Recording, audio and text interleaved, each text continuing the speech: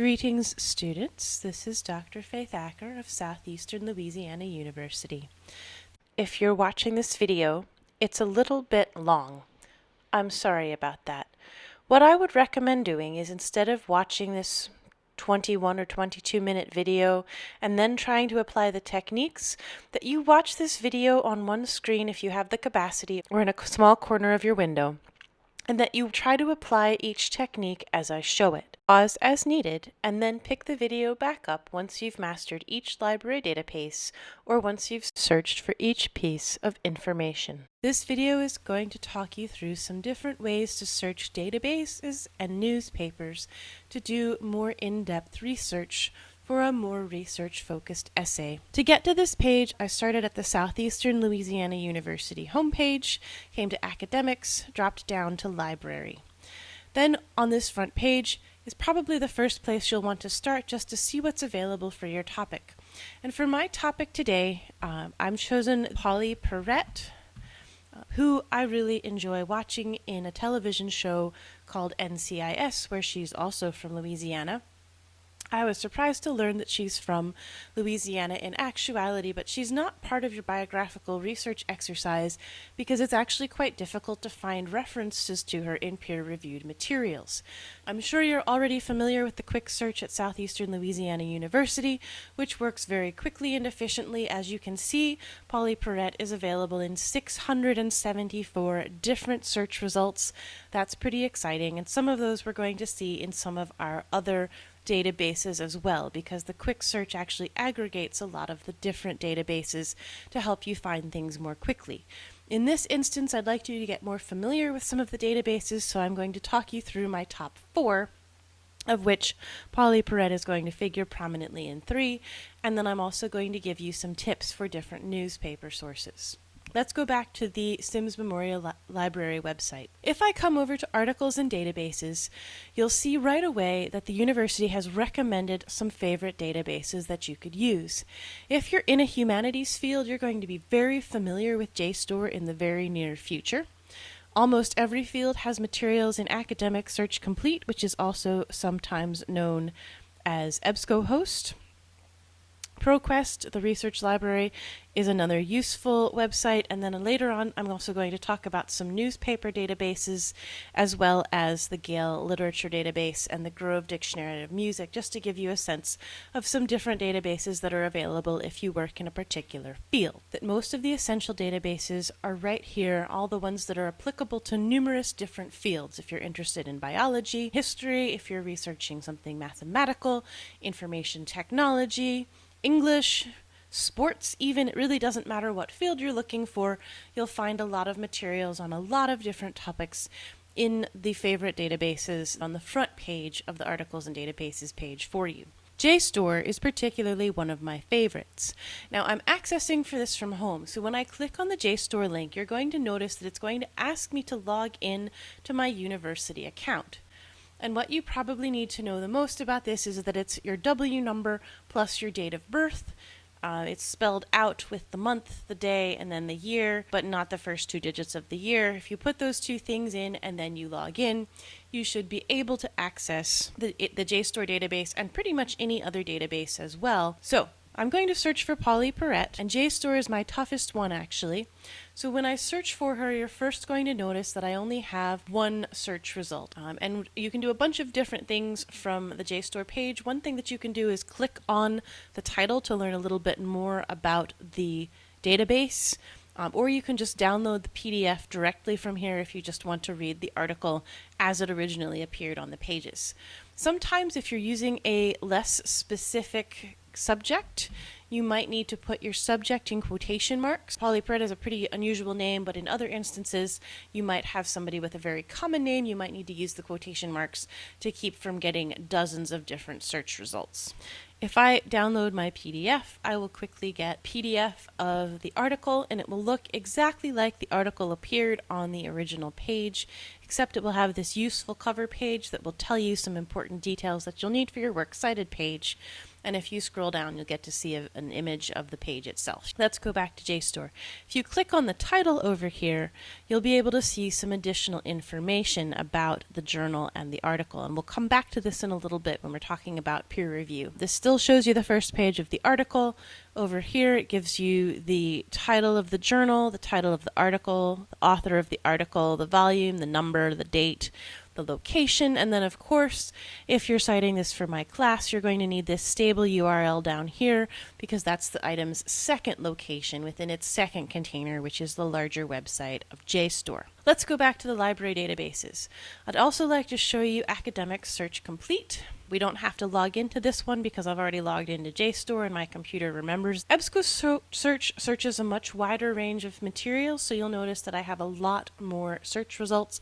Also, EBSCOhost is tied in very closely to the quick search on the library page, so you'll notice that these first three searches are very similar. In each of these cases, it's going to tell you how to get to the full text, it's going to tell you some details about the type of source it is, and if I need a particular type of source, for instance, if I need a newspaper article for my paper, which you might if you're watching this for my class, I can click specifically just on newspapers. Again, with any of these, I can click on it to try to find the full text, and anything that says HTML full text is your special friend. That means that as soon as you click on it, you'll be able to see the full text of the material, and it's also possible that you'll be able to listen to the article.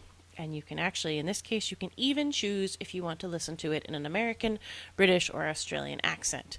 There are other newspaper articles that I could pick from. Some of your search results might say something like full text finder, and that means you might not be able to get to the text in a single click as you could here with the HTML full text.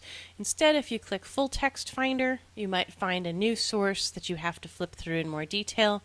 If it gets complicated, you can try to check the current library for a print copy. You can try to find it on the library database search Flipster, or you could email a librarian at this point and tell them you're looking for something called current biography and see if you can find it that way. The other thing you can do if you find that really frustrating is you can limit your search results only to things that are definitely available in full text. In this case, it doesn't seem to have worked because the limiting one is still here, but that's something useful that you might try as a first result. There's always a way to get it. Sometimes it might take a little bit of extra effort on your part.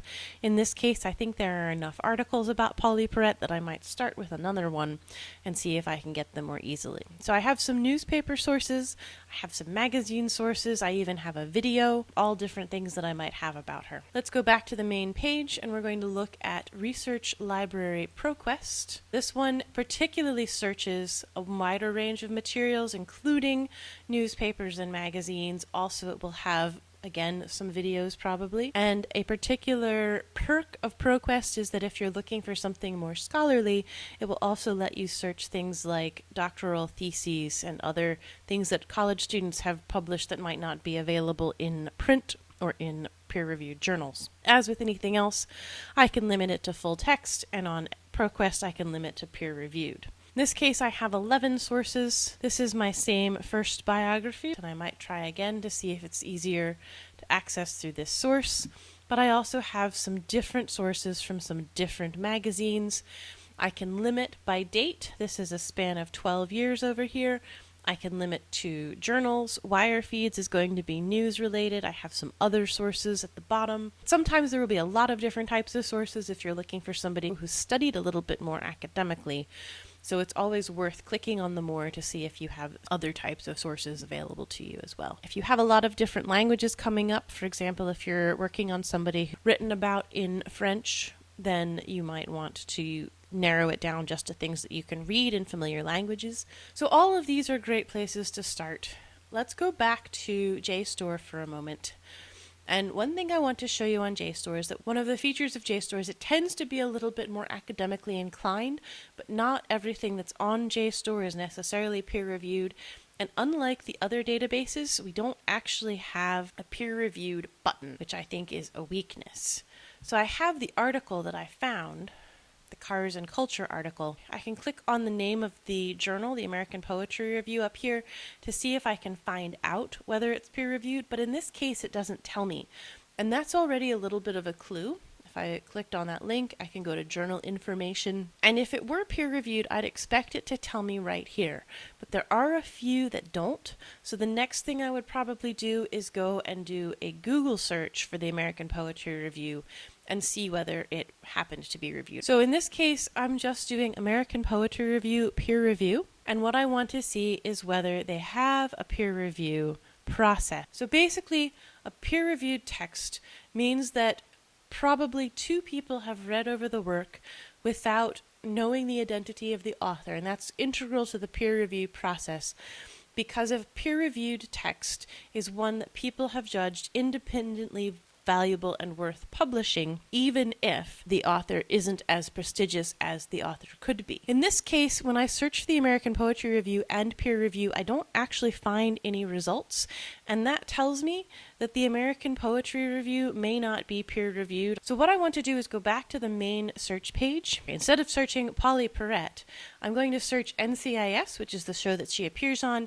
and then TV, because when I did a test run of this, I learned that if you just search NCIS, you get all kinds of weird scientific abbreviations. So NCIS and TV is probably going to get me a more accurate TV-based NCIS search result. And I'm going to, in this case, limit it just to journals because what we're working on is peer review.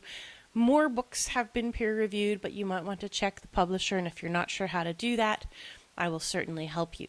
So let's look at some of these sources. We already know that the American Poetry Review is not peer-reviewed, so I don't have to look at that one anymore. I'm also going to look a little bit at some of the other articles.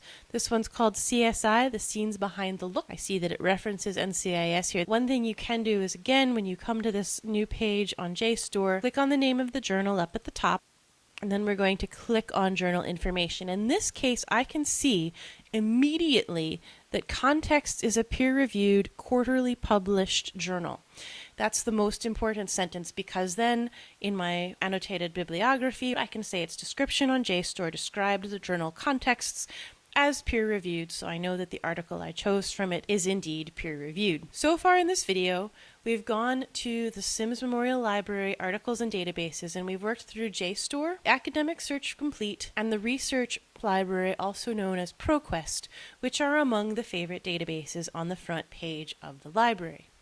The other thing I want to introduce you to is this other option, which is called databases by subjects. If you're watching this video because you're working on my biographical sketch project, most of you will be able to find enough information through those top three databases: JSTOR, Academic Search Complete, also known as EBSCOhost, and the Proquest Research Library. If you're having trouble, there are a few other places I would suggest, and this is a place that might also benefit you as you move out of English 101 or 102 and into another class in another field, because there are some databases that don't cover such a broad range of topics. So if you're working on a project in a more specific field, or for the purposes of this activity, if you're researching a subject who's an expert in a particular field, the subjects part of the databases can be a really useful place to come. If you go to library databases by subject, you'll see that English is listed as a subject, education is listed as a subject, computer science, chemistry and physics, biological sciences, kinesiology and health studies, psychology, music and performing arts. Basically, in any of these particular fields, and there might be overlap between fields, so a database that's useful for somebody in chemistry really might be just as useful for somebody who's in the biological sciences. If you're studying an author, I would recommend coming over to the English database, because there are some particular resources as English databases that might have more specific and tailored information. Books on Project Muse has a lot of humanities research and information. JSTOR you already know, so you can see that there's a lot of overlap between databases. I'm also a big fan of the Literature Resource Center, which is put out by a company called Gale. You'll see Gale up here at the top. Other places on the Southeastern database, it's actually listed under Gale for Gale Literature Resource Center. So if you're looking for something about an author or a literary work, this can be a great place to come. So I'm in the Gale Literature Research Center, and just on a whim, I decided to try Polly Perrette, which really shouldn't come up with any results, but what I do get is one literature criticism result. This is something about popular culture that probably refers to her. If I click on biographies, I actually get the biography not of Polly Perrette, which would be much more useful, but of somebody else whose biography probably mentions Polly Perrette. If we click on it, we can actually do a Control F, a search on the page, and we can see that Polly Perrette wrote and directed an adaptation of one of Mark Lane's earlier works. We can look at reviews and news that might cover some similar information, or we can look at primary sources and literary works, which actually is the same as the literature criticism. For any actual author, you're going to get a lot more results than I'm getting for Polly Perrette. It's really useful to click through all of the different sections at the top, particularly if there's anything in biographies, because if you're doing a project on an actual author, their actual biography is likely to be in biographies. The other thing is that if you have more topics, once you click on something like biographies, you can come over here and narrow it down. Right here it just has Mark Lane because he's the only subject of a biography that I'm currently looking at. But if I were searching a broader term or a more popular author like Shakespeare, I would have hundreds of subjects over here on the right-hand side, and I could pick a much narrower range to help me narrow down my results more quickly. So this is useful if you're researching an author. Similarly, if we go back to the library databases list, there's a special set of library databases for music and performing arts. There are a lot of exciting databases on this page. You'll see again JSTOR and Project Muse, as well as EBSCOhost, Literature Criticism Online. So this should be pretty familiar. But one of the other things you could look at on this page is down here under Oxford Music Online. And while I'm here, I'm just going to point out that right above it is the Naxos Music Library. These are useful databases you might use if, for instance, you were writing an essay on a particular musician, about a particular work of music, or any other musical topic.